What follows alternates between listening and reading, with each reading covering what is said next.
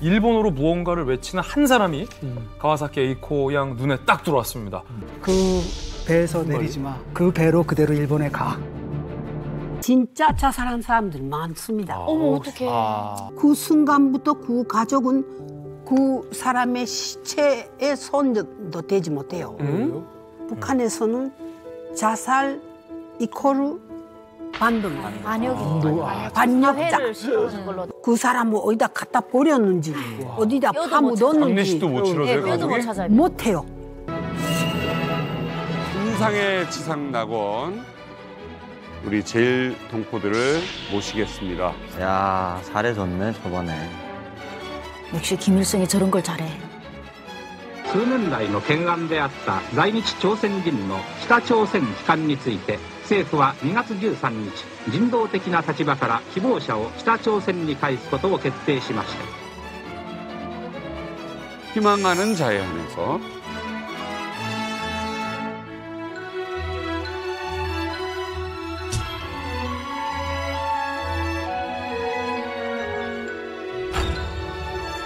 무상교육이 있고요. 그 당시에 100% 취업. 아이고 월급한테 취업이라는 취업이야 다 거고요. 되지. 취업은 다 되지. 취업이야 100% 되지.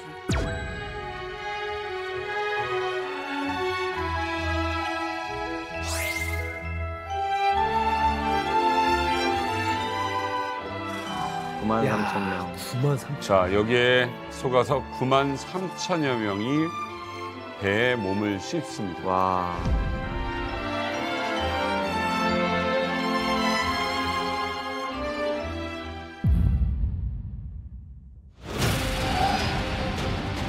자, 막상 이제 그게 도착하자마자 후회하지. 도착하면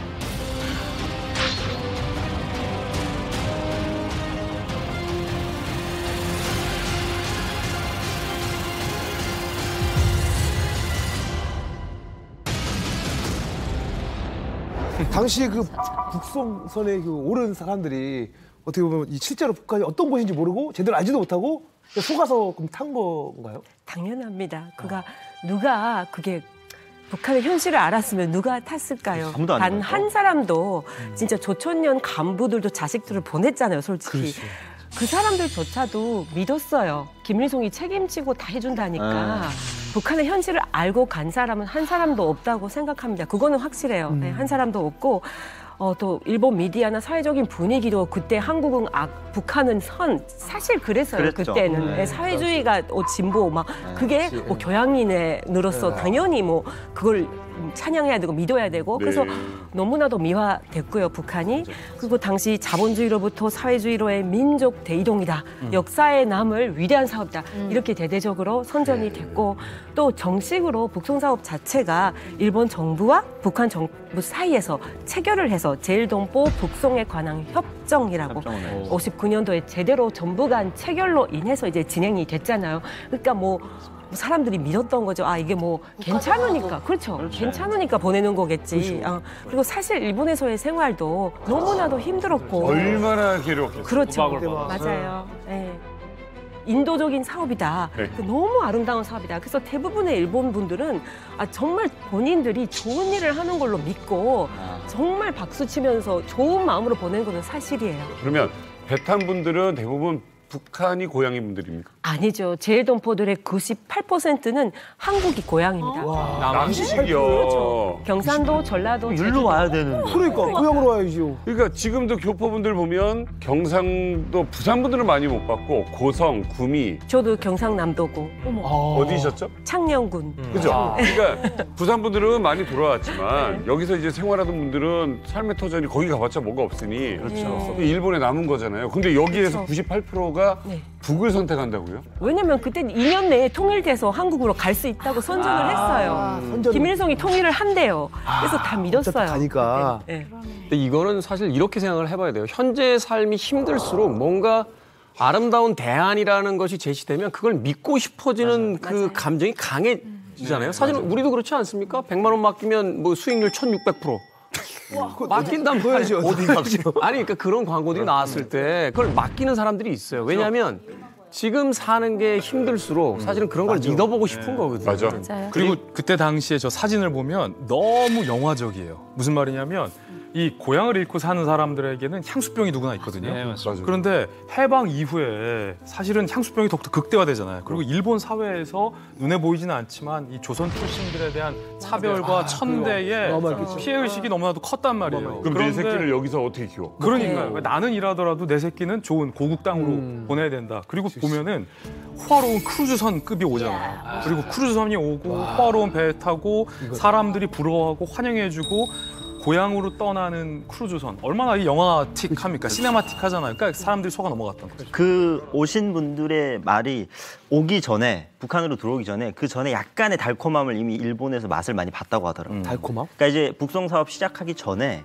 김일성이 일본에 굉장히 많은 교육적인 후원들 많이 했답니다. 그래서 그때 당시 돈으로 17억 엔이라는 돈을 이제 그쪽에 후원하고 약간의 그 달콤함을 맛봤으니까 아 가면 더 많은 것들이 있지 않을까. 조총련계 쪽에다가 북한이 이제 지원을 해주니까 지원을 북송 사업 북한 쪽이 더 풍요롭구나 이런 어떤 환상에 이제 빠지게 되는 건데. 실제로 그 당시 상황을 보게 되면은 한국 전쟁 이후에 전후 복구가 북한 쪽이 빨랐거든요. 그러니까 천리마 운동 이런 걸 통해 가지고 복구가 많이 빠른 데다가 당시 분위기가 세계 그 사회주의의 상승기였어요. 그러니까 일본 같은 경우에는 뭐 좌익들은 당연히 사회주의는 좋은 거다. 그러니까 북한도 사회주의다. 그러니까 북한도 좋을 거다라고 당연히 이념적으로 자기 스스로 편향적으로 생각을 해버리고 그 믿어버린 거고요. 또 이제 일본의 우익들은 뭐였냐면 또 다른 이유가 있었는데 치워버리고 싶은 거예요. 이 사람들. 왜냐하면 대부분이 다 극빈층이거든. 라고 한다면 이제 사회복지 비용이 나가잖아요. 그러니까 사실 그 수급자가 우리가 10배가 높았어요. 보통 일본 사람들이 1.2%를 받는다 그러면 제일동포는 12%거든요. 재정 문제도 있고 그러다 보면 당연히 범죄율도 높거든. 사람이 못 살면. 그러니까 그것도 치워야 되고. 그러니까 우익에서는 아 이거 빨리 치웠으면 좋겠다라는 거고 이쪽에서는 이념적 환상에서 빨리 보내줘라. 그러니까 생각해봐. 한쪽에서 이런 얘기를 하면 보통 좌에서 얘기하면 우에서 까고 우에서 얘기하면 좌에서 까고 이러는데 같이 이렇게 하잖아요. 그럼 그게 허구가 현실이 돼버리는 거예요. 그러니까 정보의 양이 지금만큼 많지 않았던 시절에 그 정도의 어떤 사회적 분위기면 충분히 넘어가는 거죠. 근데 그러면 하나 더 여쭤볼게요. 그 이전의 역사로 돌아가서 1950년대, 60년대 이미 해방이 됐단 말이에요. 그렇죠. 도대체 제일동포들은 왜 남쪽으로 돌아오질 않고? 나도 이게 궁금해. 아니 대부분은 그렇거든요. 한 200만인데 그중에서 대부분은 돌아왔는데 한 60만 정도가 남은 건데 여러 가지 이유가 있겠죠. 이미 고국으로 돌아오기 전에 거기서 뿌리가 너무 깊어서 떠나기 힘든 사람들도 있고 아니면 사실 그것도 자비 귀국인데 자기 그 귀국할 돈조차 없어가지고 남는 사람들도 있고 여러 가지가 아마 이유가 있을 거예요. 그래서 남은 사람들이죠.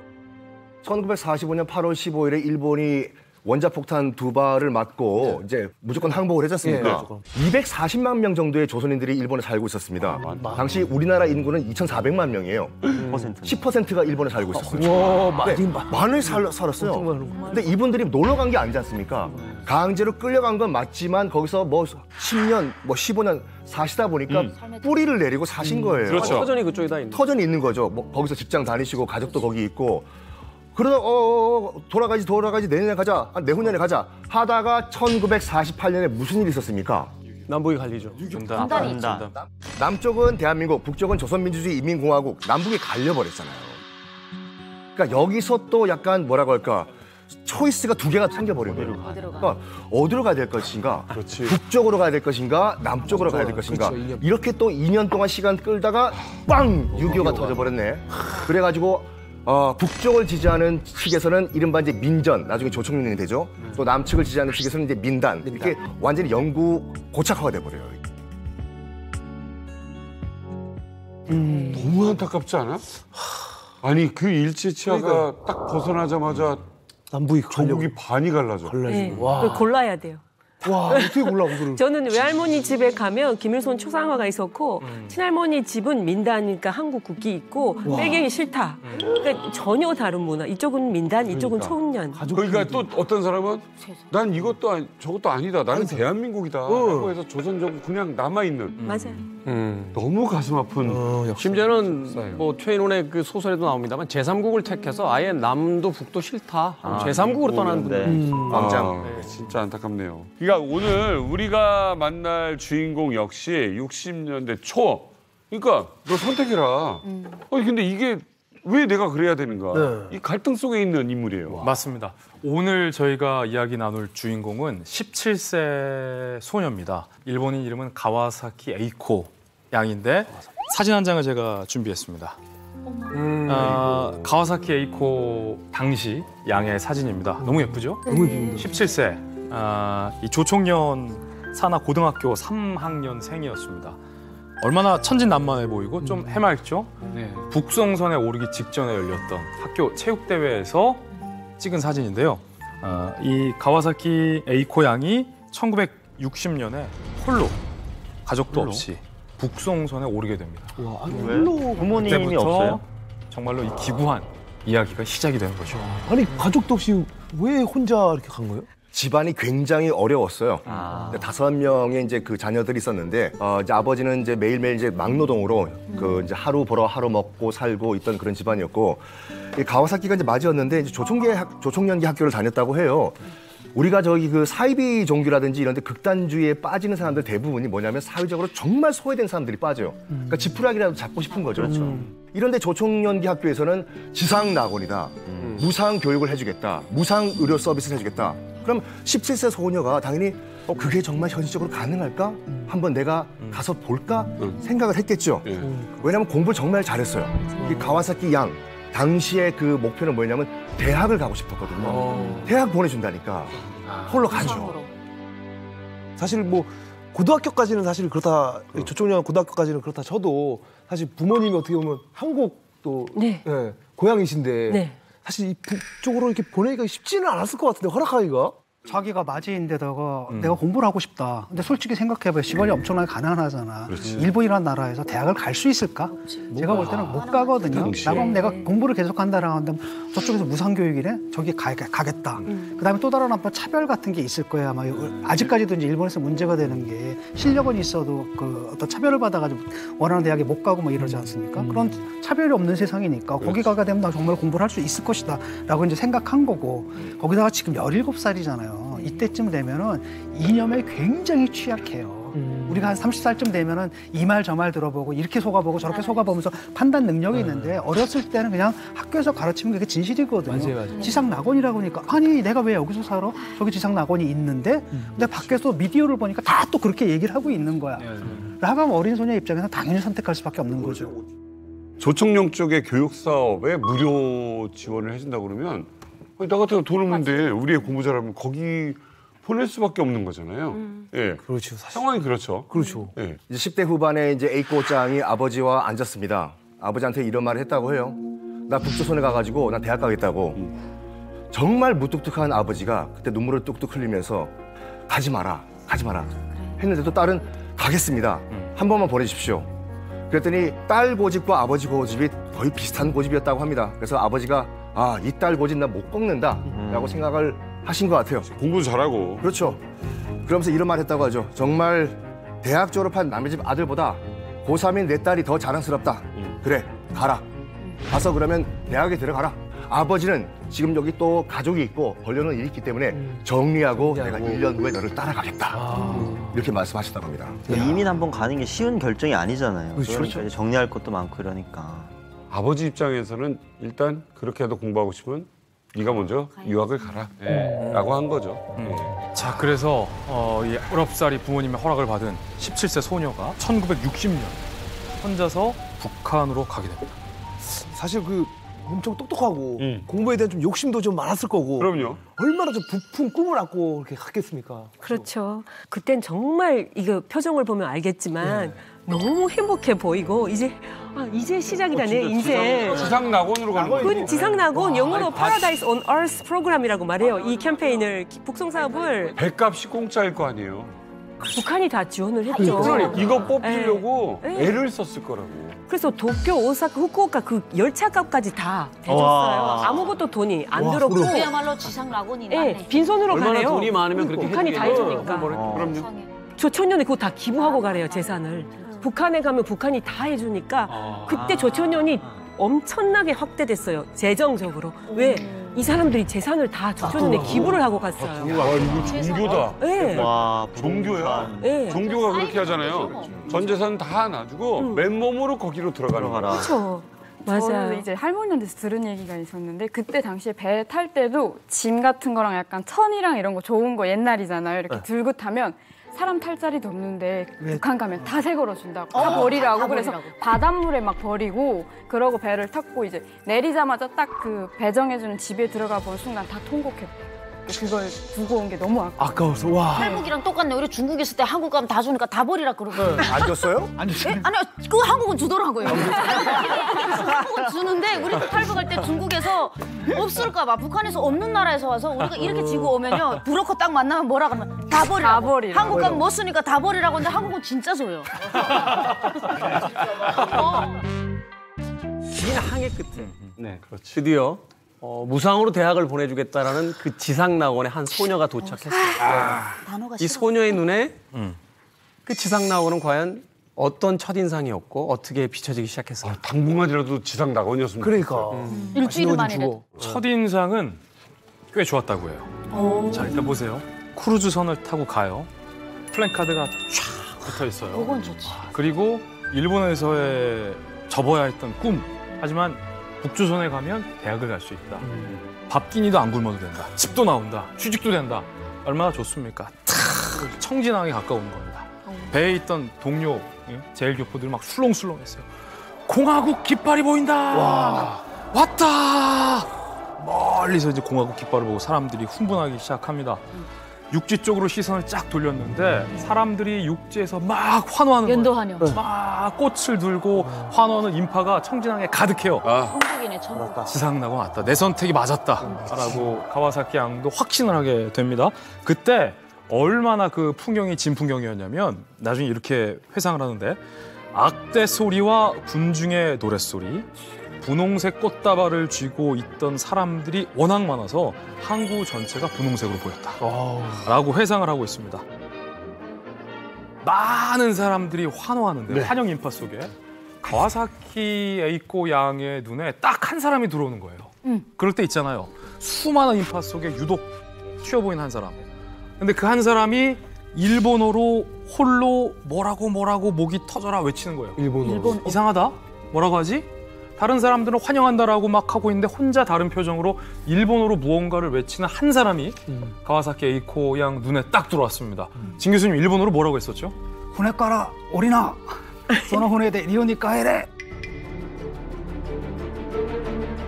그 배에서 내리지 마. 그 배로 그대로 일본에 가.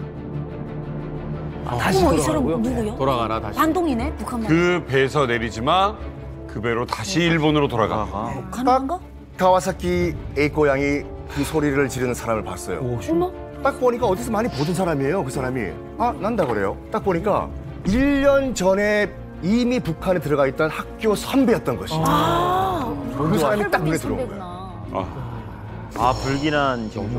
뭔가 이상하죠? 예, 이상하고. 아니 그럼 아까 그 내리지 말라고 했잖아요. 네. 그럼 안 내릴 수 없는 건가요, 이게? 그냥 그 배에서 안 내리면 내려했던 지금 입국 심사를 만약에 안 하고 나 돌아가겠다라고 하면 안 되느냐? 마음이 바뀌었다. 이게 가와사키 양만 그런 이상한 직감을 느낀 게 아니라 그 배에 타고 있었던 사람들 중에 꽤 많은 사람들은 야 이거 잘못됐다. 그렇지, 같이 들었거든. 근데 무엇 때문에 잘못됐는지는 몰라도 무언가 잘못됐다라는 약간 소름 돋는 그런 느낌이 있었던 거예요. 자, 그런데 과연 그때 상황에서 배는 이미 북한 하항구로 왔어요. 난 일본으로 돌아갈래 라고 주장한다면 과연 그 사람이 일본으로 돌아갈 수 있었을까요? 없었습니다. 없죠. 네. 무조건 내려야 돼요? 그렇죠.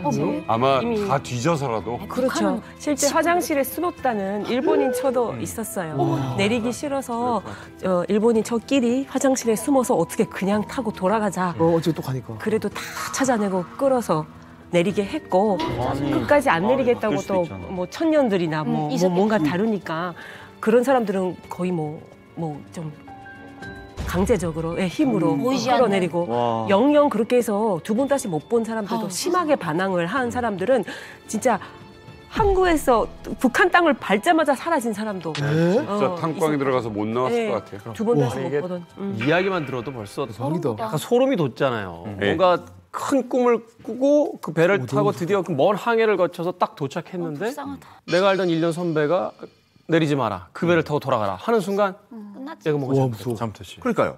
가와사키 형도 그렇게 똑같이 느끼지 않았을까요? 맞습니다. 아니 의아해했겠죠. 저 선배는 도대체 왜 저렇게 필사적으로 외치고 돌아가라고 했을까? 라고 하고 있는데 일단은 강제적으로 반강제적으로 이제 하선을 해야 돼요. 내려와요. 내려와가지고 저 멀리 있던 북한 주민들이 슬슬 다가오기 시작합니다. 이제 멀리서 보였던 북한 주민들이 바로 이제 코앞에까지 온 거죠.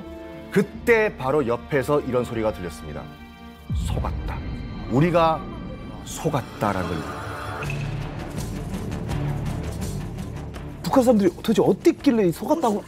이게 그때 당시에 환영 인파를 본 많은 제일교포들의 묘사에 따르면 뼈다귀들 내지 좀비 떼들이 나온 것 같다라고 묘사를 해요. 햇빛에 탄 건지 일을 많이 해서 그런 건지 새까맣고 삐쩍 마른 사람들이 열렬히 제일교포들을 환영하는데 이게 환영처럼 받아들여지지 않고 날 잡으러 온 사람처럼 느껴지는 겁니다. 포장해서 봐. 그걸 보자마자 아무리 우리가 일본에서 못 먹고 못 살아도 북한 땅에서 지금 이 사람들이 느꼈을, 이 사람들이 살아왔을 삶이 한 번에 피부로 와 닿은 거죠. 그렇기 때문에 이 사람들이 속았다라는 생각을 당시에 많은 제일교포들이 배에서 내리기도 전에 그런 말을 했다고 해요. 저는 북한에서 살았다가 북송이 됐을 때도요. 북한에 살다가 중국 갔다가 2년 만에 북송됐는데 그러니까 내가 북한에 살 때 몰랐어요. 북한 사람도 그런지. 근데 중국에서 살다가 북송이 되는데 마중 나오는 게 버의원들이잖아요. 그 때깔 좋은 애들이 나와요. 근데 중국 사람하고 세워놓으면요. 인간 짐승이란 표현이 나왔어요. 이게 사람 같지 않고 다들 막 승냥이 같아요. 북한 말로 내가 이때까지 25년 동안 살았던 그러니까. 이곳이 이런 지옥이요. 사람만 봐도 행색이요. 심장이 무너나요. 무슨 녹화장 같아요. 맞아. 무슨 드라마 세트장 같아. 자, 무려 43년입니다. 17세에 북한에 들어간 가와사키 양은 북한을 살다가 극적으로 탈출을 하게 됩니다. 자, 과연 43년 동안 이 17살짜리 소녀에게는 어떤 일들이 있었고 어떤 일을 겪게 됐을까요? 오늘 이 자리에 그 17세 소녀 가와사키 양을 직접 모시겠습니다. 여러분 박수로 맞아주십시오. 소녀 43년생인데?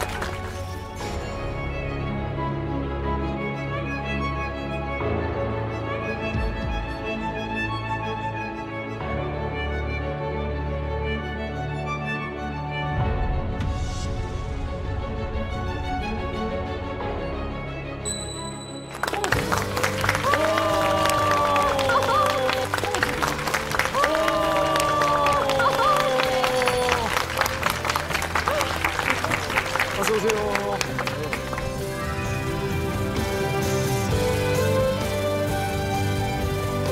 안녕하십니까.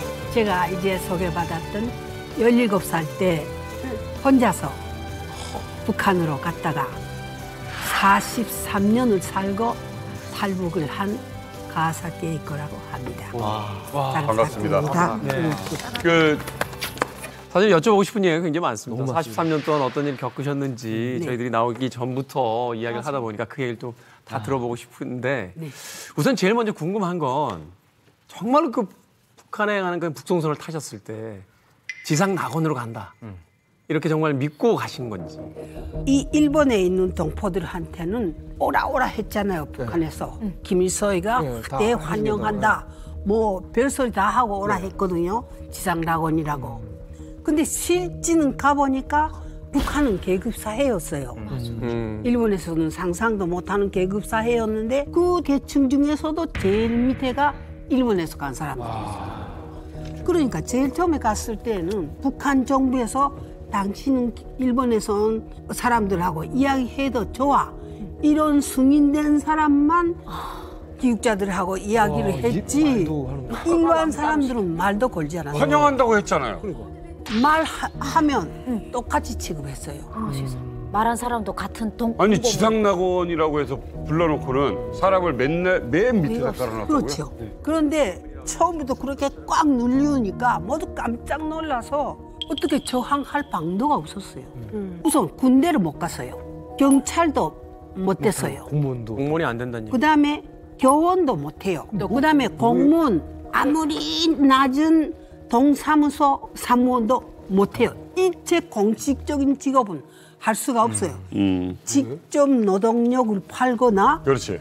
그러지 않으면 과학자로서 과학을 제공하거나 지식을 제공하거나 그 외에는 기획자는 할 수 있는 게 없었어요. 입국 수설국을 할 때 2주일 동안을 초대소라는 데서 살아요. 네네. 북한 당국과 담화를 하면서 네. 어디 자기 가고 싶은 대로 보내주겠다 했거든요. 그렇죠. 근데 그 기간에 한 초대소에 가서 한 5쯤 됐는데 비상소집이 걸렸어요. 예.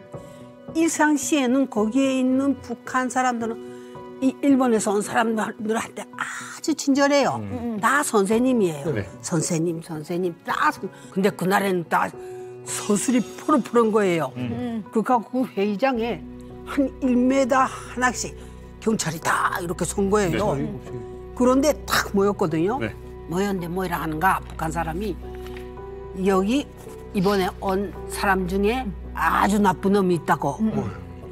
북한에는 김일성의 업적이라든가 항일발산 때 업적이라 이런 걸 유화로 그려서 걸어놓고 그렇죠, 그걸 그렇죠. 아주 소중하게 여기잖아요. 그렇죠.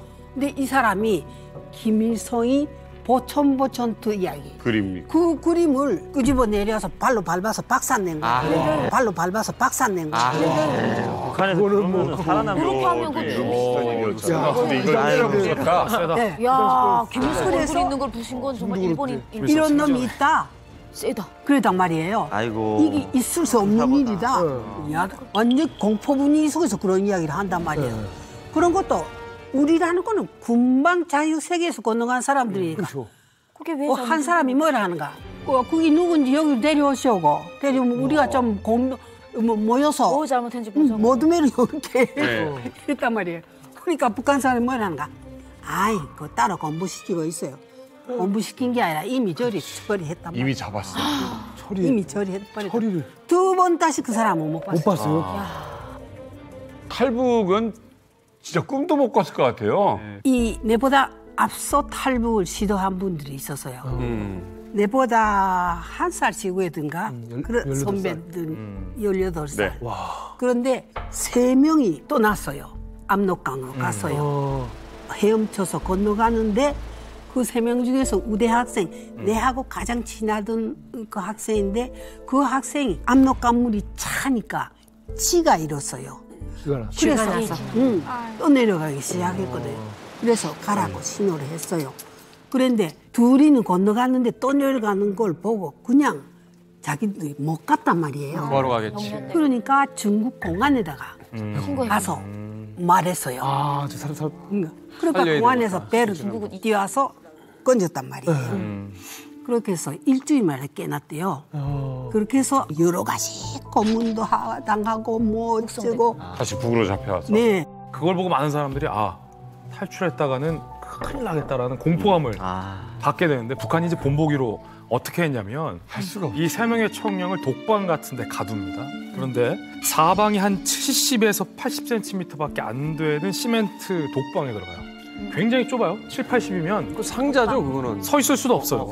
쭈그리고 앉아 있어야 되는데 그 독방 안의 상태는 어떠냐면 구더기부터 각종 바퀴벌레, 징그러운 벌레들이 막 우글우글한 독방에 가둡니다.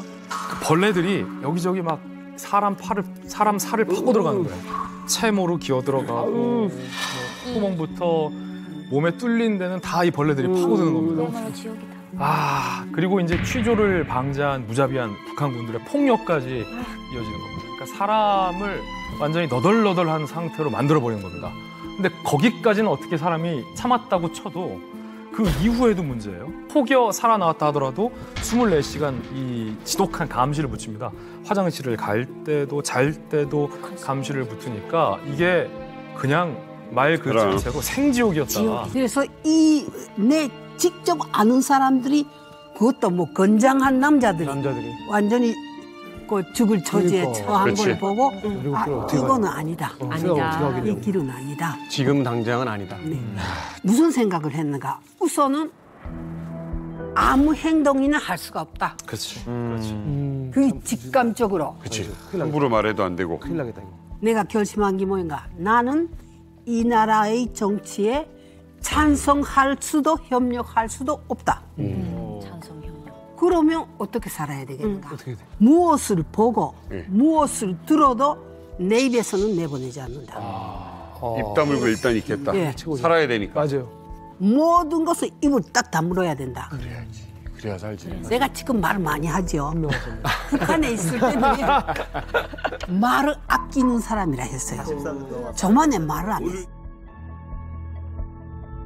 어떻게 17살 소녀가 북한에 도착하자마자 내린 결론이 이건 아니다, 속았다였겠습니까? 자, 근데 이제 중요한 거는 이제 공부는 할 수 있었느냐라는 거죠. 가와사키 양은 굉장히 똑똑한 여학생이었어요. 전교 1등이잖아요. 시험을 쳐서 김일성 종합대학을 가야겠다. 그 정도 실력이 된다. 스스로도 주변에서도 그렇게 했어요. 그래서 추천서를 받아서 실제로 김대 시험까지 쳤어요. 그리고 충분히 김일성 종합대학에 들어갈 성적 이상을 받았다라고 자평할 정도였으니까. 그런데 한참 뒤에 불합격 통지서를 딱하니 받게 됩니다. 그때 제가 시험을 쳤죠. 모두 잘 쳤죠. 근데 한 달 동안 합격 통지서도 불합격 통지서도 안 와요. 한 달이 지난 다음에 불합격 통지서가 왔어요. 그래서 시당 교육부에 갔었는데 시당 교육부장이 뭐라 하는가. 저를 보고 학생만 평야에 올라가라. 평야에 가면 김일성 종합대학 외에 그 어느 대학이든 입학시키겠다. 나쁘지 않은 제안 아닌가요? 다른 데도 갈 수. 차선책일 수 그렇게 있어요. 말하거든요. 네. 그렇게 하고 나는 그 소리를 들었을 때 가서 다른 대학이면 요주겠다는 거는 뒷문치기가 아니나요. 뒤로 들어가지. 정정당당하게 나는 들어가지 않는다. 시험을 안 치고 그렇게 가고 싶지 않다. 뒷문치기로 이렇게 할 인간이 못 됩니다. 그렇기 때문에 나는 1년 동안 직장에 다니겠습니다. 1년 동안 일하고 내년에 다시 정당하게 가겠다. 김성종합대학 칠 거예요. 그랬거든요. 오기가 생긴 거구나. 선생님, 왜 도대체 김일성 대학에서 불합격 처리를 한 겁니까? 불합격된 원인을 그때는 몰랐어요. 왜 불합격 시켰는가 하는 거. 불합격될 점수가 아니거든요. 근데 오랜 시간 한 20년이 지났을 거야. 그 후에 그 문제를 김일성종합대학에서 취급한 사람을 우연히 알게 됐어요. 우연히 알게 돼서 내가 김일성종합대학에 가져왔고 했었는데 이렇게 돼서 못 갔었다는 소리를 했거든요. 그러니까 그 사람이 손뼉을 딱 치면서 그때 그 학생이었구만. 뭐가 있었네. 그러면서 뭐라 했는가. 그때 시험 칠 때도 이야기를 했어요. 대학에서. 금년에 김일성이 맏아들 김정일이가 같이 시험을 치고 있습니다. 입학 시험을 한 해 쳤단 말이에요. 그러니까 김정일이 하고 일본에서 온 학생들을 같이 공부시킬 수 없다. 운이 안 좋아졌어. 왜 또 이게 쓰네요. 북한식으로 생각하면 이해가 되고 우리식으로 생각하면 말도 안 되는 얘기고. 예, 합격 얼마나 그 진짜 이유가 그 이유였어요. 말도 안 되는 이야기가 현실로 되는 게 북한입니다. 근데 여사님 미치겠어. 이게 너무 속아서 살고 막 이러면 죽고 싶다라는 생각을 한 친구들도 있었을 것 같아요. 많지요. 진짜 실행한 사람도 있고. 진짜 자살한 사람들 많습니다. 어떡해. 나도 죽자고 했거든요. 그런데 두 가지 원인으로 죽지 않았어요. 하나는 우리 부모들이 1년 후에는 오겠다 했거든요. 어떡해. 그거 막아야 되는데. 그걸 막아야 된단 말이에요. 그러자면 내가 죽어버리면 막지 못하거든요. 그러니까 그게 한 가지고 한 가지는 먼저 죽은 사람들이 어떻게 처리하는가를 봤을 때 그게 무슨 죽을 수 없겠다. 만약 가족들 중에서 자살했다. 재교포. 이 인정되면 그 순간부터 그 가족은 그 사람의 시체에 손도 대지 못해요.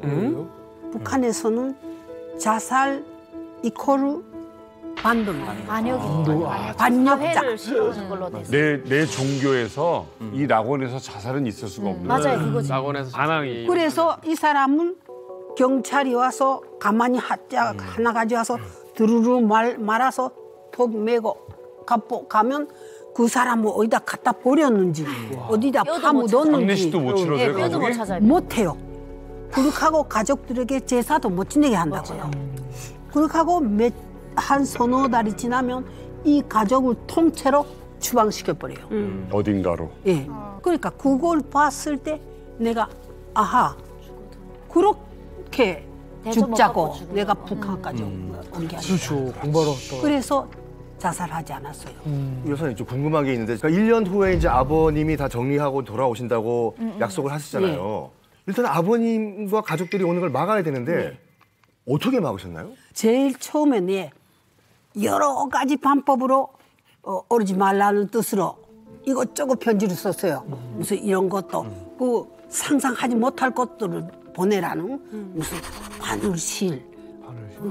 바늘실도 가져오라. 진짜 좋으시다. 바늘실이요? 바늘실도 없는 곳이잖아. 맞아. 바늘실도 가져오라. 그다음에 먼지 하나도 놔두지 말고 다 가져오라. 구멍 난 남비도 다 가져오라. 가난하다는 걸 알려야 되니까. 그런 소리를 심하게 표현하지 않고 그냥 슬쩍 툭 던지듯이. 그래야지 검열하니까. 편지가 통과. 편지 검열. 오지 말라고 말을 못하는구나. 100% 검열하니까 통과 안 된단 말이에요. 그렇기 때문에 오지 말라는 뜻으로 여러 가지 방법을 편지했어요. 그렇죠. 그다음에 생각하다 나니까 이렇게 해서는 우리 아버지 같이 그저 옳다면 옳고 그러다면 그런 사람은 내하고 일단 약속했기 때문에 꼭 1년 후에는 온다. 선생님 입장에서는 그래도 불안한 거예요. 바늘실 가져오세요 했는데 아버지같이 우직한 사람이 이거를 그래 바늘실을 가져와. 저 같으면 진짜 가져가시죠. 바늘실 줄 거예요. 저 같으면. 바늘실을 가져와야겠다. 이렇게 생각할 수 있는 거고. 무조건 그렇게 생각했어요. 이건 모르는 거예요. 그때 당시 북한이 제1교포들의 편지를 다 검열했어요. 그러니까 선생님은 굉장히 영특했던 소녀였기 때문에 편지를 고지고대로 써도 안 된다는 사실을 알고 있었고 이걸 은유적으로 써야 한다는 걸 알았죠. 그래서 굉장히 긴 시간 동안 반복적으로 은유적으로 이 말을 썼는데도 굉장히 불안한 상황인 거예요. 그때 내 동생이 소학교 4학년이었거든요. 예. 그 애 이름을 쓰고 그 애가 대학생인 것처럼 그 애가 대학을 졸업하고 결혼을 하고 그 후에 같이 온 식구가 같이 와서 만나자. 6살짜리가 대학 갔다가 나중에 결혼까지 하면 그때 오셔라. 그래. 여기가 너무 좋아. 그러니까 먼 미래에 있을 이야기를 가까운 미래에 있는 것처럼. お父さんお母さんへお元気ですか？後世が大学を卒業しますから慌てて中退しないでちゃんと卒業するように言ってください。そして今付き合っているお嬢さんとの結婚も済ませた後すぐにこちらへ来てください。また手紙します。さようなら。1961年7月3日エイコ。 이거지. 좀 과장해서 하지만 우리 동생이 환갑이 되면 오세요. 환갑 잔치 때 아주 멀리 아주 오래 있다 오세요라고 하는 이야기를 벌써 지금 가면 안 되는구나라는 걸 이제 알려주는 뉘앙스를. 그래서 가족분들을 어떻게 좀 막으셨나요? 1년 지났는데 오겠다는 말은 안 했어요. 그런데 그래도 불안하지 않아요. 언제 나타날지 모르죠. 그런데 3년 후에 그 내 편지의 뜻을 알아차렸다는 걸 확인했어요. 어떻게 되는가 하면 3년 후에 우리 어머니 친구 되시는 분이 북한으로 오셨어요. 북한으로 와서 내가 대학 생활을 하는 기숙사로 찾아오셨어요. 그렇게 해서 그 어머니가 나를 끌어안고 대성통곡을 하는 거예요. 잘 모아서. 그래서 뭐라 하는가? 내가 북한으로 오겠다고 엄마한테 너희 엄마한테 갔댔다. 그러니까 너희 엄마가 우리 딸한테서 오지 말라는 뜻으로 편지가 반복 와서 우리가 일단 좀 형편을 보자고 짐을 다 풀었다. 어머 잘 됐다. 근데 이 어머니는 아무런 북한이 이렇겠냐 그 상상도 못했거든요. 상상보다 나으구나. 자기 자식밖에 아니라 시어머니까지 다 데리고 왔어요. 그러니까 너 어머니 말은 내가 안 들은 게 이제 아무리 구애를 하고 가슴을 쳐도 돌이킬 수 없다.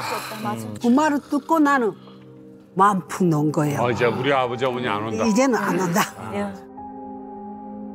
아니 이렇게 첩보전 같은 게 또 있다면서요? 그렇죠. 이제 유명한 얘기가 지금 실제로 실물이 일본에 남아 있는데 조그만 북한 우표 뒷면에 메시지를 쓰신 분이 있어요. 아, 이렇게 뜯어서? 와, 맞아요. 외출의 자유가 없다 이거죠. 맞아요. 무라카라 가이스노 지우나시게 마을에서 외출할 자유가 없다. 형은 여기 오지 마. 마지막에는 오토산노 유코토 마츠가이나시 아버지가 하신 말씀에 틀림없다. 하지 말라 했던 아버지 말이 맞다 이거구나. 이게 우표예요. 정말 조그만. 가와사키 선생님은 10대 소녀잖아요. 그렇죠. 근데 혼자 왔잖아요. 얼마나 외롭겠어요. 가족도, 사랑하는 가족도, 친구들도, 친한 사람들도 다 고향에 두고 혼자 그 북한 땅에서 입 다물고 살아야 했으니 얼마나 외롭고 고됐겠습니까, 그 삶이. 만약에 그때 누군가 의지할 사람 한 사람만 있었어도 상황은 좀 낫지 않았을까, 저는 그런 생각을 좀 많이 했었거든요. 그런데 딱 마침 그 타이밍에 이 운명 같은 사람이 다가옵니다. 가와사키님을 마침 지켜보고 있었다는 한 남자의 이 여자랑 중매를 해달라라는 요청이 가와사키님에게 온 겁니다. 중매 상대는 바로 북한에서 나름 제일 큰 설계 사업소에서 일하는 설계 심사원. 직업이 괜찮아요. 그런데 더 놀라운 점은 토대도 빵빵할 뿐만 아니라 그 마을에서 인물 좀 꽤나 한다는 인물로도 유명했던 북한 출신의 남자의 중매 제의가 딱 들어옵니다. 네. 아니 북한 출신이라고 하면 원래 토대상 제일교포는 제일교포끼리만 동포끼리만 결혼을 하거든요. 근데 토대가 안 좋은 사람들이 가끔 결혼하긴 하는데 토대가 이렇게 좋은 사람과 결혼했다는 건 약간 감시를 하려고 지켜본 거 아닐까? 냄새가 살짝 나는데. 감시. 그렇게까지. 감시. 하는 사람 있어. 지켜보고 있다는 것도 좀 이상하고. 그거 지켜봤죠. 같이 살면서 감시까지. 완전 좋지. 처음엔 감시 임무가 내려진 게 맞습니다. 그런데 맞네. 일거수일투족을 감시를 해라. 무슨 발언을 했는지, 일본에 관련된 무슨 발언을 했는지 다 보고를 해라. 이런 그 지시를 받았지만 하다 보니까 내가 지금 뭐 하는 건가? 난 자괴감이 든 거예요. 전 사람을 사람으로 만드는 가장 중요한 포인트가 측은지심이라고 생각하거든요. 그 측은지심을 느끼신 거죠, 그분이. 그렇죠. 저와 닮으신 분이. 선생님 듣다가 불쾌하시면 독침을 싸도 됩니다. 선생님 어떻게 됐습니까? 결과가? 중매가 들어왔는데 일본에서 간 사람들이 결혼을 안 하면 이퀄 스파이가 돼요. 그래 나서 100% 결혼은 해야 돼요. 무조건 나도 결혼을 해야 보여주기 된다고 위해서. 그 생각은 하고 있었는데 네. 이 중매가 들어왔는데 그 사람은 조건이 너무 좋았어요. 네. 북한에서 말하는 토대가 완전히 좋은 사람이었어요. 다 친척들 당전. 왜 그런가? 우리 시어머니 되는 사람의 아우 되는 분이 네. 김일성이 딱 죽은 서철이었어요. 어머. 김일성 죽이네. 제2인자 서철이었어요. 마지막까지 반동 취급을 안 받은 사람이 그 사람밖에 없어요. 그 사람이 그렇게 가까우니까 친척들은 다 정말 그래요. 그래. 근데 남편 되는 사람은 저를 선택함으로써 그걸 다 버려야 했어요. 근데 그렇게 하고 또 자기는 죽어도 내 하고 살겠다. 어머 세상에 매력이 있으셔. 그래서 나는 굉장히 고민이 많았어요. 왜 그런가? 나는 앞으로 꼭 내 부모 형제하고 만나야 되거든요. 그렇죠. 만나야 되는데, 그렇죠. 내 부모 형제들하고 만났을 때 우리 부모 형제들 앞에 내놔서 이 사람을 어떻게 볼 것인가? 부끄럽지 않을 것인가? 그 인물 평가부터 나는 먼저 했어요. 그래서 오래 걸렸어요. 그 결심을 내리기까지가. 그러니까 대화는 나눴던 사이예요? 그 중간에? 그 같은 대학 상급생이었죠. 상급생이었으니까 나를 관찰은 많이 했겠죠. 그렇지. 내 자신은 몰랐어도. 그렇죠. 아까 감시 대상이었다는 게 그런 기란 말이에요. 그렇지. 그 학급에서 매치가 다 나를 감시하고 있거든요. 그 보고를 받아서 또 보고를 하는. 감시하다가 사랑에 빠졌구나. 보다 보니까. 보다 보니까. 남자가 목숨 걸 수밖에 없었던 선생님의 매력은 뭐였을까요? 똑똑해서 그렇지 난 않아? 모르지. 난 모르지. 그러다가 너무 열성이 많으니까 열성이. 그 열성에 넘어갔다 할까. 이상 열성 비울 사람이 있겠나. 근데 저쪽 시댁에서 호락호락 찬성을 했을까요? 아니죠. 안 될 것 같아. 그런데 이 시댁을 놓고 볼 때면 이 청천벽력 같은 소리란 말이에요. 기육자고 그렇죠. 부모 형제 하나 없는 혈연 거기다가 달신인 여자고. 아버지는 남측의 창원 사람이에요. 네. 맞아. 또 그러니까 우리 시어머니랑 굉장했어요. 안대가. 나는 원래부터 음식을 만들기 좋아하고 음식 만드니까 그릇을 좋아했어요. 그렇기 때문에 도자기랑 얼마나 좋나 북한기. 그러니까 그런 것들이 가득했어요 식장에. 거기다 가득가득 채워놓고 있었거든요. 도끼로 그거 다 때려 맞아요. 시어머니가? 시어머니가? 도끼 그 쓰레기 산더미예요. 그 좋은 것들 다. 밥 담아 먹을 공기도 없어요. 그걸 다 깨부셔서 네. 결혼했는데 네. 한국 드라마의 시어머니보다 더 세구나 보다. 그런단 말이에요. 그런 것도 나는 한 번도 왜 그러십니까 물어 안 봤어요. 내가 자기 집안에서는 우한동원이라는 건 내 아니까. 그다음에 어떤 때는 이렇게 음식을 해서 남비에다 해서 내려놓잖아요. 네. 그러면 그 뜨거운 거 채로 그냥 맛도 안 봐요. 그냥 뚜껑 채로 가져다가 복도에다가 빡! 야 말이에요. 그냥 싫다고. 10월도 완전. 그렇죠. 그 너무 자기가 싫게 구니까 마지막에는 나를 보고 맞대놓고 말해요. 너는 질겨도 너무 질기다. 그렇게 해서 최대한 떨어뜨리려고 했어요. 그렇죠. 이혼시키려고. 다른 여자 같으면 100번도 도망쳤겠는데 어떻게 그렇게 질기냐. 불행이 여기서 끝나지 않았어요. 아 왜? 그러니까 두 분께서 정말 알콩달콩 사시다가 갑자기 남편분께서 급성 간염에 걸려버렸어요. 간염. 그래가지고 황달과 출혈까지 나왔다고 하는데 문제가 뭐냐면은 긴 간병에 효부 효녀 없다고 하지 않습니까? 간병을 무려 12년 동안 하셨어요. 아니 12년 동안 하셨어요. 아니 세상에. 급성 간염을 만났는데 아예 심하게 만난 거예요. 못 산다고. 병원에서 못 산다고. 그래 간염병원에 입원은 했어요. 네. 그 간염병원이라는 거는 주로 북한에서는 산골에 있어요. 아 옮을까 봐. 격리돼야 되니까. 집에서 걸어가면 2시간 반을 걸어가야 돼요. 하루는 원장 선생님이 나를 찾는다는 거예요. 그래 원장실에 갔어요. 아주머니도 아다시피 아주머니 남편은 살 대상이 아닙니다.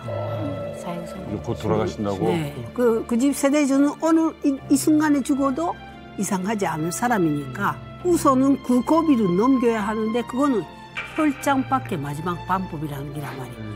그 혈장이 어디에 있습니까? 물어봤거든. 그러니까 수혈소라는 게 있대요. 그 수혈소라는 게 어디에 있습니까? 하니까 대주더라고 주소를. 그래서 거기로 또 찾아갔어요. 찾아가서 수혈소 당비서 만납시다 이랬거든요. 그래서 내가 당비서 보고 이야기했거든요. 내 처지로 나는 이렇게 혼자서 일본에서 온 여자인데 지금 현재 남편이 이런 상태다. 그래서 마지막 수단으로 혈장이라는 게 필요하다는데 그건 여기서밖에 난다니까 어떻게 해주시오.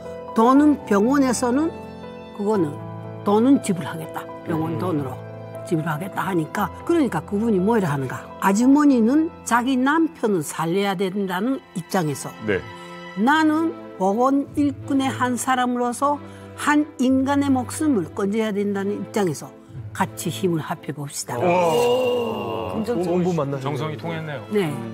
그래서 그날부터 그 북한에서 영하 20도 넘죠 밤에는. 밤에 가서 기다리는 거예요. 그 밤중에 11시, 12시 넘어서 준단 말이에요. 그러니까 뭐 이만한 모포 조각, 모포 조각이 아니라 외투지 조각이 있었어요, 내한테. 거기다가 그 혈장을 두루두루 말아요. 얼지 말라. 말아가지고 옆구리에 낀단 말이에요. 그렇게 해서 2시간 반을 산길을 걸어간단 말이에요. 그 밤에 물 하나도 없는데 북한은. 술도 하나도 없지 뭐. 무인지경이지만. 새까만데. 그런 대로 밤중에 간단 말이에요. 그러면 새벽 3시나 4시 그때쯤 병원에 도착한단 말이에요. 그렇게 하면 아무리 지독한 의사라도 내가 그거까지 가면 절에 걸어줘요. 아, 수혈 놔주시고. 점적을 걸어준단 말이에요. 그렇게 해서 그 혈장이라는 것을 이틀에 한 번씩 무조건 맞췄어요, 내가. 이틀에 세상. 와. 이틀에 한 번씩 12년을 12년을 알았어요. 그래 그런 것도 물 한 방울도 거기 걸 안 먹였어요. 다 물 그 집에서 갖다 주고 밥도 다 그 집에서 해다 준 거 먹게 하고 이렇게 했었는데 마지막에 병원에 퇴원할 때 그 병원 선생님들하고 원장도 그래 나를 보고 그러더라고. 이 집 주인은 우리 병원이 살린 게 아닙니다. 아주머니가 살린 겁니다. 그러면 쾌차하신 거네. 완치가 되신 거예요? 네. 마지막에 내 술이 병나발을 할 정도로. 진짜요? 아니 살려놨더니 술을 간 때문에 가셨는. 간 때문에 너무 그때까지 간을 못 썼으니까. 10년을 못 썼어요. 그럴 정도로 건강이 회복됐어요. 최고죠. 대단하시다. 그런데 말이죠. 네, 왜 그런데 말이죠가 나와요. 그런데 말이죠. 네, 왜 그런데 말이죠가 나와요. 왜 꼭 이 불행은 겹쳐서 찾아올까요? 뭐야? 이제 또 남았어요? 불행할 게? 또 있어요. 설마? 남편분이 건강을 되찾은 지 한 3년째 되던 날 어느 날 아침에 이제 남편이 일을 나가잖아요. 건강을 되찾았으니까. 근데 그때 이상한 느낌이 들었던 거예요. 그래서 남편한테 불길한 기분에 이렇게 얘기를 했어요. 어느 지역으로 이제 남편이 가야 되는데 그 지역에 남편이 안 갔으면 좋겠다라는 생각이 들어서 오늘은 거기를 가지 마시오고 꼭 가야 된다면 같이 일하는 분을 보내시오고 오늘 꼭 가지 말라고 그랬단 말이에요. 그렇게 대화하고 아침 일찍 이제 남편이 출근을 했는데 네. 그날 오전 10시쯤 갑작스러운 소식이 들려옵니다.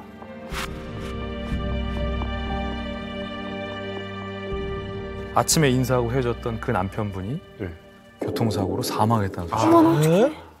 교통사고로 사망했다는 소식. 갑작스럽게요? 저는 그 일을 딱 당하니까 죽어야 되는 사람은 기어코 어떤 방법으로라도 죽는 모양이다. 나는 병으로는 절대로 죽이지 않는다고 생각했었거든요. 근데 이건 내 힘이 미치지 않는 방법으로 돌아가 버렸구나. 참 이게 45의 나이에 12년을 간병을 해서 남편을 살려놨는데 그렇게 가지 말라는 길을 가다가 이제 갑자기 돌아가시게 된 거예요. 아이는 5명이나 있고. 우리나라에서도 힘드실 건데 북한에서 5남매를 혼자 키우신 거 같습니까? 17세에 꽃다웠던 그런 소녀가 세월이 흘러 40대 중반이 됐습니다. 그리고 1986년 정말 반가운 소식을 듣게 됩니다. 그게 뭘까요?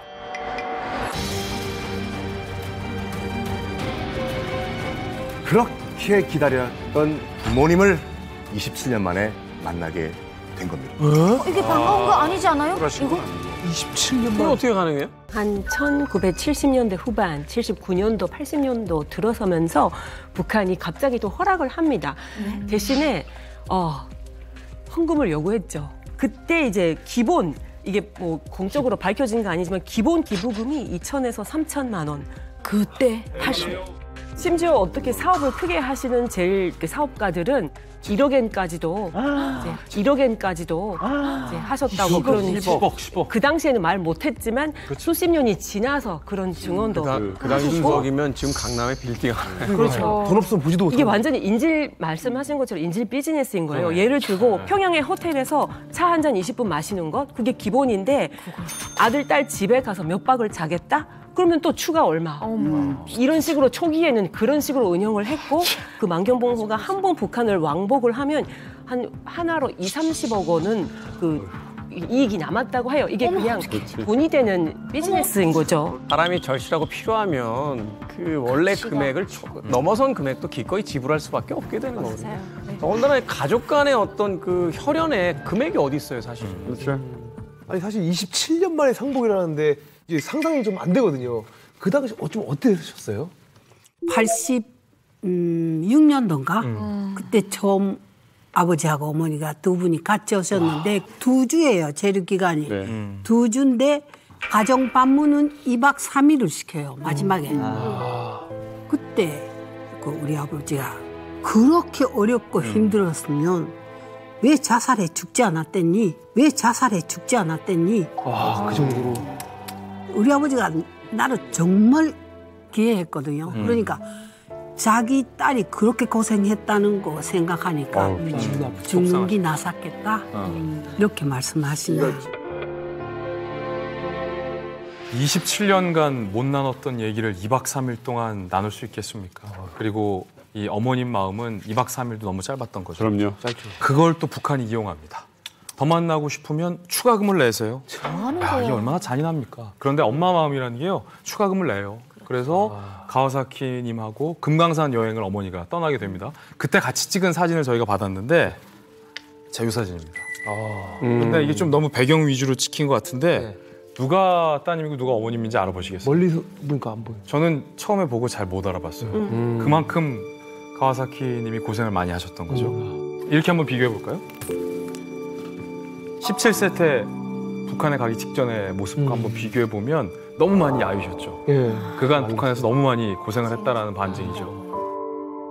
누가 엄마예요? 누가?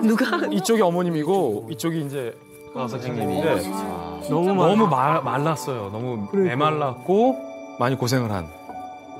어머니가 이렇게 마른 야윈 딸을 보면서 얼마나 가슴이 아프셨겠어요. 그런데도 불구하고 딸과 함께 시간을 보내고 사진을 찍을 수 있어서 너무 행복했다. 너무너무 행복해 하셨다라는 얘기를 듣고 너무나도 가슴이 아팠습니다.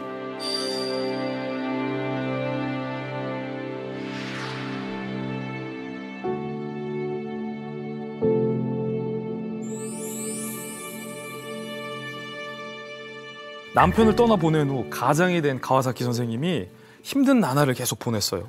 근데 그래도 감사하게 일본 본국에 있는 부모님이 옷도 보내주고 뭐 신발도 보내주고 액세서리도 뜨문뜨문 보내주셨어요.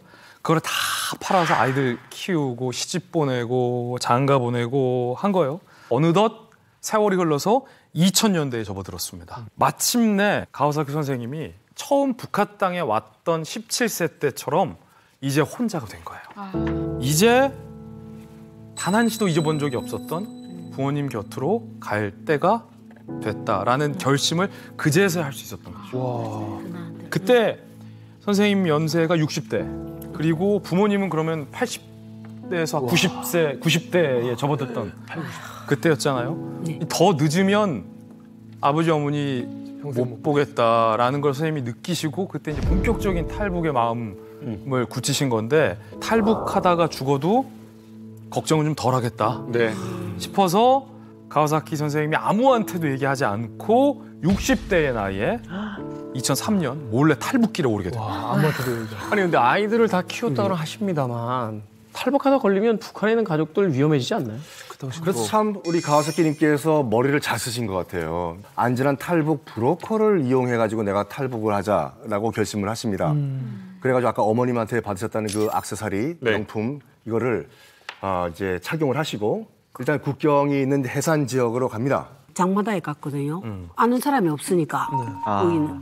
그러니까 그것도 믿는 거는 장마단밖에 없어요. 근데 거기 내려서 옷을 쫙 일본째로 갈아입은 원래 거예요. 기국자들은 옷 잘 입지.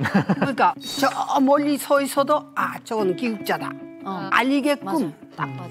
머리 꼭대기서도 발끝까지 몽땅 일본째로 무장을 했어요. 그러고 마크도 샤넬로.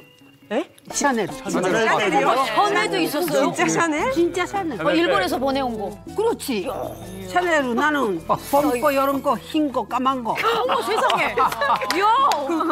봄 거, 여름 거, 흰 거, 까만 거. 어머 세상에. 이야. 다 가지고 있었어요, 나는.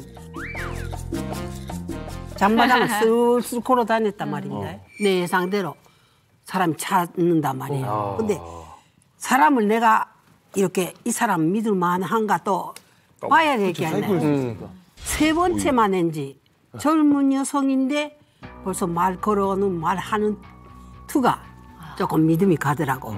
프로 같았구나. 그래서 대낮에 건넜어요. 대낮이요? 아 잘하셨네. 대낮에 무산 그쪽에서 건넜다고. 출성 좀. 상류가 되니까 물이 쫄쫄 맞아요. 흘러서 1m짜리도 있어. 도를 건너서 건너갔죠. 보강하시는데 한 10분 걸리셨겠네요. 한 10분까지 안 걸리지. 아 그래요? 일단 타고 넘어오셨으니까 한 5분 정도 걸렸겠다. 옷도 안 주셔가지고 발도 안 젖었어. 샤넬백 메고. 그러면 가자마자 이제 어떻게 됩니까? 일본으로 가요? 한국으로 가요? 일본으로. 나는 목적지는 일본이었어. 그럼 여권과 비행기표가 없잖아요. 없지요. 그러니까 그것을 어떻게 하겠다고 말하는가. 중국 국적을 사가지고 그렇게 해서 중국인으로 일본으로 돌아와서 일본 와서 탈북자다. 이렇게 하면 됩니다. 이랬단 말이에요. 그래서 내가 그걸 믿고 우리 일본의 동생한테 전화 걸었거든요. 누님이 얼마나 들 것 같습니까? 네. 한단 말이에요. 그래서 30만 엔이 든다 그랬거든요. 그러니까 우리 동생이 50만을 그 즉시에 브로커네 구자에다가 였어요. 네. 그러니까 그 브로커 어떻게 했는지 알아요? 그 50만 다 지지머리다 다 엿버렸어요. 나를 앉았어요. 그 대신 뭘 했는가? 나를 지저로 돈 벌어 살라고 일본어를 가르치는 선생님을 하라고 학생을 소개해줬어요. 갑자기? 그러니까 계속 돈이 들어올 수 있는 창구라고 본 거지. 그 중국 사람은. 계속해서 돈을 보내주세요. 아니 지금 목숨 걸고 나온 사람한테 직장을 할 수는 갑자기 일본 갑자기 취업을 해요? 내가 중국에서? 일본어 교원이 됐어요. 중국에서. 왜 그런가? 어쨌든 일본으로 들어오는 수속은 해야 되겠으니까. 그렇게 해서 했는데 며칠 있다가 내가 직접 일본 영사관에다가 잘하셨어요. 전화 걸었어요. 일본 영사관에다 전화 걸어서 지금 현재 여기에 중국에 나와 있는데 일본으로 가야 하겠다. 그러니까 영사관에서 뭐니까 신분을 보증해 줄 사람이 일본에 있는가. 그래 나는 가족이 몽땅 있다 했거든요. 그러니까 그때부터 직접 수속을 시작한 거예요. 아, 일본 국적 회복하면서. 그래서 우리 동생이 일본 그 애무성하고 교섭을 하고 네, 네. 그 서류를 일체 다 만들고 네. 나는 내가 영사관하고 연계를 짓고 여기서 그러다 잠깐 나니까 말씀드리면 그때 귀국 사업할 때 네. 북송선을 탔다. 그때 리스트가 일본이 다 있어요. 네네. 그 본인이나 그 자손이라는 게 확인이 되면 일본이 입국을 허락을 합니다. 그 한쪽으로 그 선생님을 하면서 그 기다렸죠. 근데 우리 동생한테서도 전화가 왔어요. 누님 잘못하면 아버지를 다시 못 만날 수 있습니다. 지금 오늘만 내일만 한다는 기라면. 그래서 내가 영사한테다가 편지를 썼어요. 내가 이런 형편이 되는데 빨리 보내주시오. 며칠 있다가 영사관에서 전화가 왔어요. 도강증을 가지러 오라고. 아 임시 여권. 여권, 네. 임시 여권. 전화 바짝바람으로 나는 그 비행기표 파는 데다 전화 걸었어요. 내일 일본으로 가는 비행기가 있는가 하니까 있는데 표는 이미 나갔습니다. 매진. 그럼 그 다음에는 언제 있니까 사흘 후라는 거야. 그렇게 기다리지 못한단 말이야. 내가 마음이 정신적으로. 그래서 있잖아. 내 비행기 표 값에다가 500원 중국 돈으로 500원을 덧붙이겠으니까 빈자리를 찾아라. 15분 만에 전화가 왔어. 15분 만에 전화가 왔어. 중국 사. 캔슬되는 거. 그 한 사람을 캔슬 해버렸고. 역시. 아침에 택시로 딱 도착하니까 비행기 떠나기 10분 전에 다. 아유, 사기 잘했네. 비행기 떠나기 10분 전에 다. 아유, 사기 잘했네. 야 진짜 제임스 본드인데 이건 완전. 대련까지 왔는데 비행기가 섰단 말이에요. 비행기가 대련에서 섰어요? 대련에서 섰단 말이에요. 일본이 지금 태풍이 통과한단 말이에요.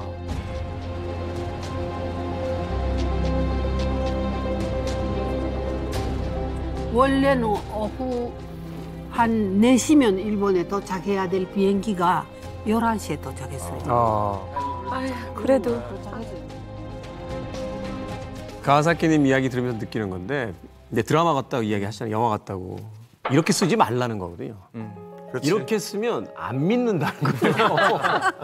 근데 사실인 거예요. 네, 근데 이게 사실이니까 그런 사실이니까. 거지 드라마나 영화를 이렇게 써놓으면 관객들이 야 저게 말이 돼 하고 안 믿는다는 거거든요.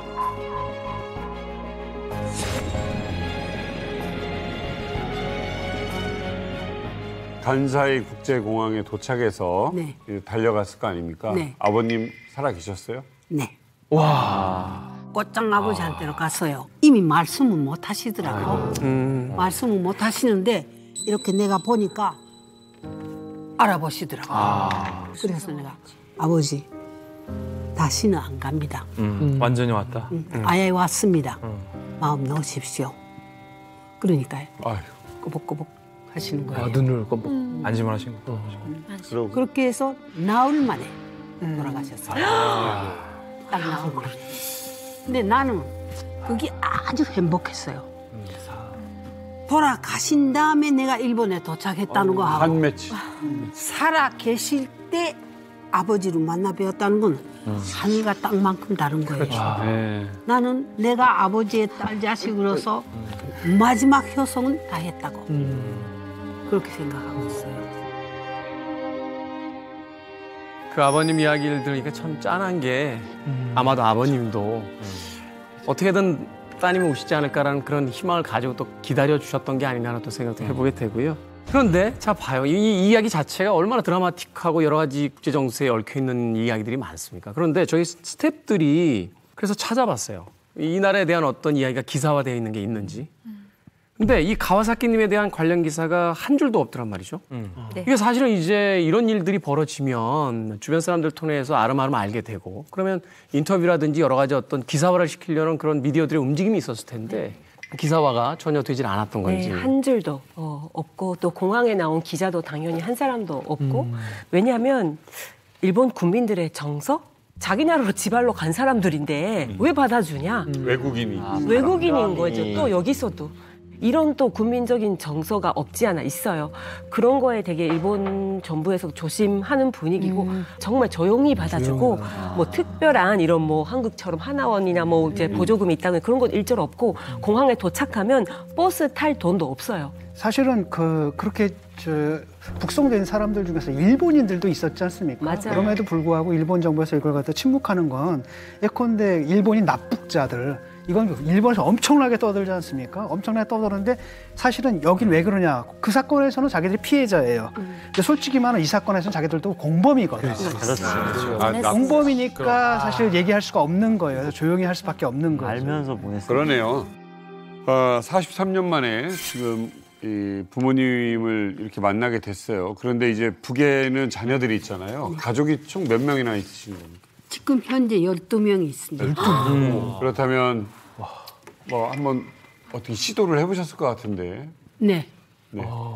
내가 탈북할 때 결심은 내가 우선 길을 내고 그다음에 내 자식들 나오게 하겠다. 이렇게 해서 2007년에 내가 5명 다 이야기를 했어요.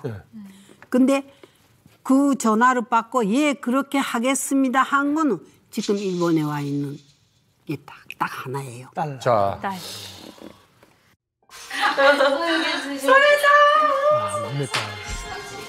아이고 이게 의자 좀 빼들었어. 그래서 제가 우리한테 엄마가 이렇게 다 오란다고 이야기를 했는데 우리 큰언니는 맞다리 불구인 거예요. 온전한 사람도 그 국경까지 내륙에 못 가고 그러니까 이제 한 2006년부터는 국경 쪽에 단속이 굉장히 심해졌어요. 탈북민들 때문에. 우리 오빠는 자기는 우리 아버지 묘를 자기가 지켜야 된다. 그래서 다 가라. 근데 우리 그 둘째 언니네 아들이 문제가 있어서 못 움직이래. 근데 걔 옆에서 간호하는 부추김이 없이는 우리 국경으로 움직이지 못하는 형편이거든요. 못 건너지.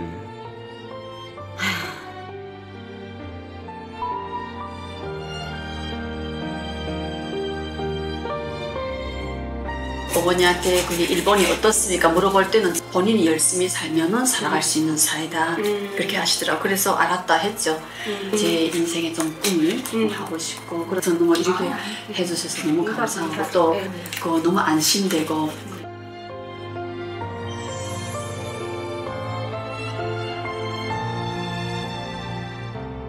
저는 2008년에 그 공항에서 따님을 처음 딱 보셨잖아요.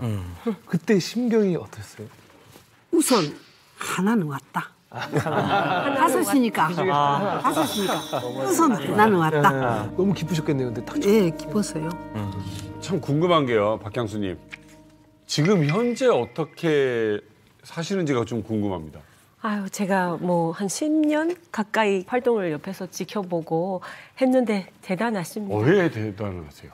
지금도 눈이 오나 비가 오나 조천년 도쿄 본부 앞에 가서 혼자서라도 시위를 하세요. 아니 거기 무서워서 못 갈 것 같은데요? 나랑 좀 얘기 좀 하자. 북송사업에 대해서 좀 얘기를 하자. 너희들 반성할 거 반성하고 얘기라도 해야 되지 않나. 안에서 찍고 있어요. 이 사람을 계속.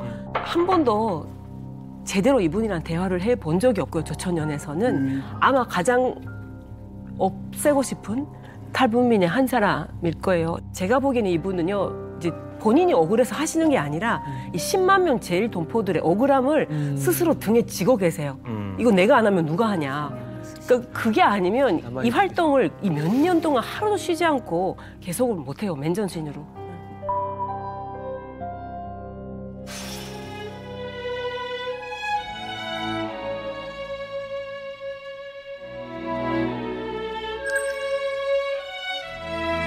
조총련은 일본인 납치에 가담한 것을 인정해라.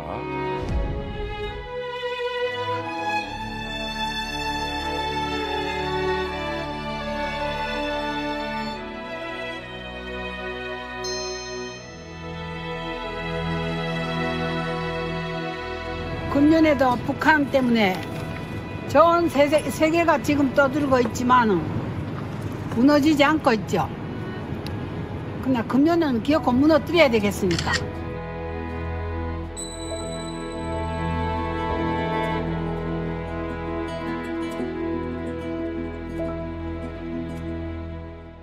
저 사진에 잠깐 나왔습니다만 이 가와사키님을 포함한 5명의 북송 동포 탈북자들이요 한 사람당 1억엔씩 김정을 상대로 이제 손해배상소를 제기한 사건이거든요. 이게 비록 아쉽게도 기각은 됐습니다만 그럼에도 불구하고 이 사건 자체를 세계에 이제 알릴 수 있었다는 거 그것만으로도 충분히 큰 의미를 남긴 사건이다. 일본 정부가 계속 북송 사업을 자기 의사에 의해서 갔다. 네. 이랬거든요. 북한 정부와 일본 정부 사이 협정에 의해서 이렇게 갔잖아요. 근데 우리는 안 그렇다. 저 청년의 거짓 선정, 지상낙원이라는 거짓 선전에 넘어가서 북한으로 갔고 바로 들어놓자부터 나오지 못한다. 감금되었다. 거기까지를 이렇게 재판 건 거예요. 당연한 거죠. 우리가 어떤 사기 피해자한테 아니 본인이 사인하지 않았습니다라고 해서 사기가 성립이 안 되는 게 아니잖아요. 그렇죠. 근데 일본 재판에서 결론이 어떻게 되는가? 이 거짓 선전에 의해서 갔다는 걸 인정했어요. 중요한 걸. 이게 인정됐기 때문에 고등법원에서도 절의 서류를 받아준 거예요. 그러면 마지막으로 어떻게 보면 이제 북한에 이제 남겨진 가족들이 계시잖아요. 혹시 다시 만나게 되면 어떤 걸 혹시 하고 싶으세요? 우리 아들인데 우선 밥을 한 끼 해주고 싶어요. 우리 아들이 날 보고 뭐라 했다는가. 내가 제일 좋아하는 건 어머니 해준 밥이다. 이랬었거든요. 근데 그 아들이 나를 가라. 그래서 또 나왔거든요. 그렇기 때문에 나는 내 자식들 만나면 제일 먼저 밥을 한 끼 해먹이고 싶어요.